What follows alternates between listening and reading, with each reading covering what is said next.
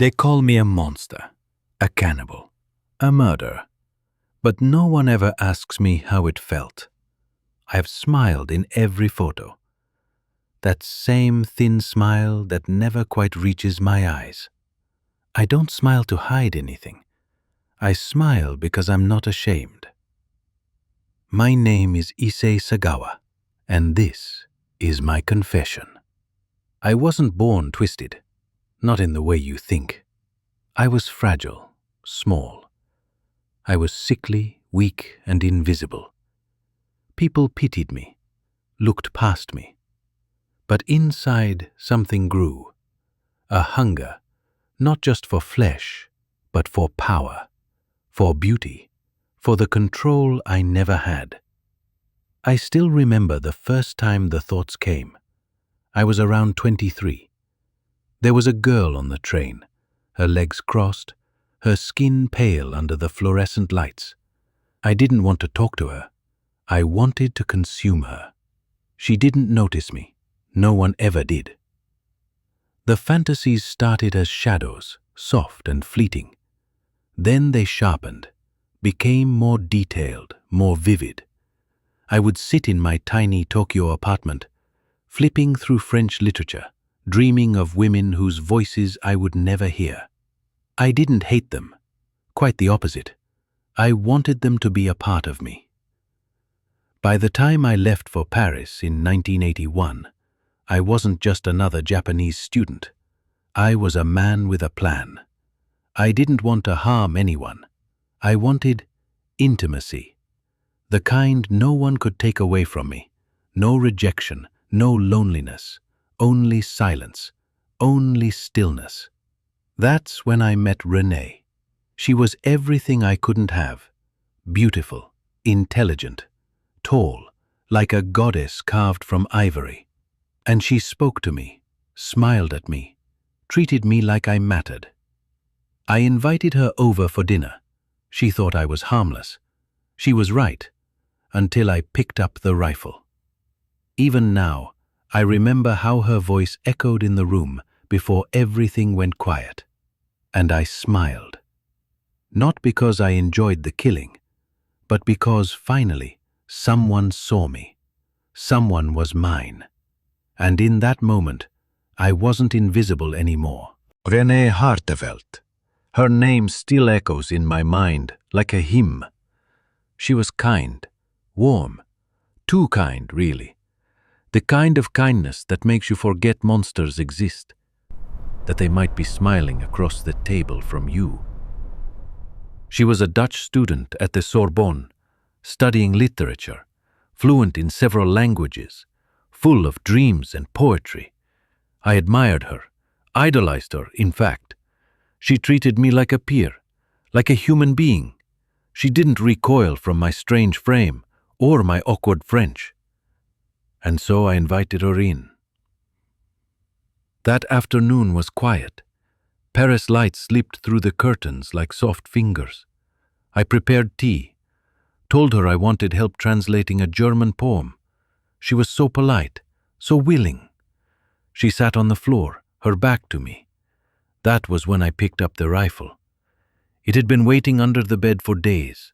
I had practiced this moment again and again in my head, like a sick ritual. And yet, when I stood there, rifle raised behind her, my hands were trembling. Not from guilt, but anticipation. I hesitated. She turned slightly, her mouth about to form a word. That's when I pulled the trigger. The shot echoed like a thunderclap. Her body collapsed forward. Blood began to pool beneath her, dark, warm, alive for a few seconds more. Silence. I didn't scream. I didn't cry. I sat there beside her, watching her chest rise once, twice, then still. I remember touching her skin. It was soft, still warm. The scent in the room changed. Iron and gunpowder, and something else, something primal. This wasn't about hate. I loved her in my own way, but love for me was hunger. I had always wanted to be close to someone, so close they could never leave. I undressed her carefully, like peeling open a sacred book. My hands shook, but not from fear, from awe. And then I began. The knife was small, a fruit knife. It wasn't made for this. The first incision was clumsy, shallow, but I kept going, again, deeper. I sliced her flesh and tasted it, just a piece, a sliver. Cold at first, then warming in my mouth. I didn't gag. I closed my eyes. It was real. She was inside me, and I smiled again, not from joy, but from the peace I felt. She would never leave me now. I didn't sleep that night. I didn't cry. I just sat with her. Her body lay in the center of the room, pale and still, surrounded by the scent of blood, sweat, and something I can only describe as serenity. I wasn't panicking. There was no rush. Time had slowed, thickened like the coagulating blood beneath her. I had planned it all. The knives, the plastic sheets, the suitcase. What I hadn't planned was the overwhelming calm that settled over me. Like a fever breaking, like a hunger finally fed. I worked through the night, methodical and precise. I removed her limbs with kitchen knives that dulled too quickly. My hands blistered, the tile floor turned slick, but I kept going. I tried cooking some parts, small cuts like sashimi, salted, fried, even raw. Some pieces were chewy, others soft, almost buttery. I chewed slowly, thoughtfully, not out of lust or rage, but reverence. Every bite was a prayer. I wanted to preserve her beauty, so I took photographs, dozens, some of her hands, her thighs, her lips. I wanted to remember how she looked before the light left her eyes. I wanted to study her, understand her, own her completely. She had given me everything. Her laughter, her trust, her body. Now she was becoming me, flesh of my flesh. I wrapped the remaining parts, arms, torso, head, in towels and placed them in 2 suitcases, heavy but manageable. The plan was to dispose of them quietly near the Bois de Boulogne, a wooded park where people rarely looked too closely at anything. As I waited for morning, I stood in front of the mirror. I looked at myself. My face was splattered with blood.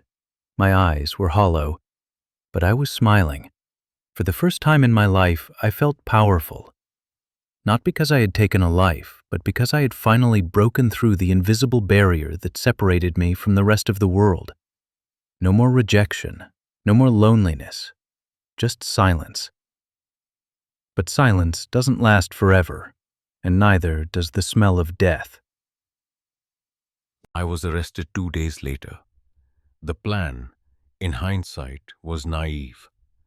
I had dragged the suitcases into a taxi, thinking the night would shield me. But blood has a way of seeping through fabric, and the smell, that sweet, sick rotted, betrayed me. Someone saw the trail. Someone told the police. When they opened the bags, they didn't scream. They just stared.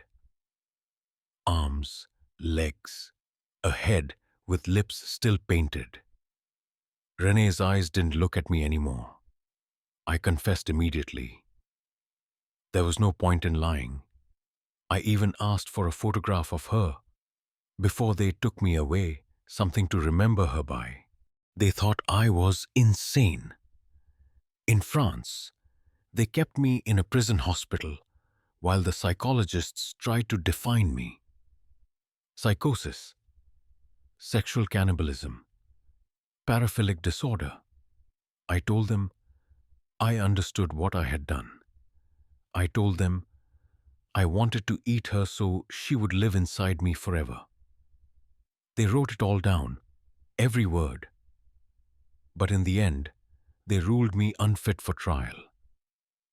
Legally insane. Instead of prison, they sent me back to Japan. And that's where the story should have ended. But it didn't. You see, when I landed in Tokyo, The Japanese authorities tried to charge me, but the French sealed the files. No evidence, no witness statements, no crime to prosecute. So they let me go. Just like that. One day, I was behind bars. The next, I was walking free under a summer sky. And the strangest thing happened.